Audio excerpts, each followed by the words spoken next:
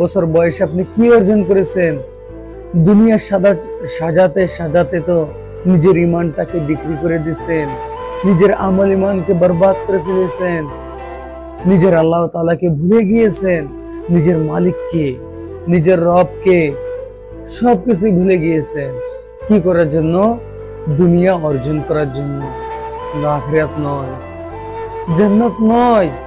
বন্ধু, আল্লাহ তাআলা কি আপনাকে অযথা সৃষ্টি করেছেন? আল্লাহ তাআলা কি আপনাকে ছেড়ে দিবেন? না না, কখনো নয়। আল্লাহ তাআলা তো নিজেই বলেন, মানুষ কি মনে করে, মানুষ কি মনে করে আমি আল্লাহ তাআলা তাদেরকে ছেড়ে দেব পরীক্ষা না করে?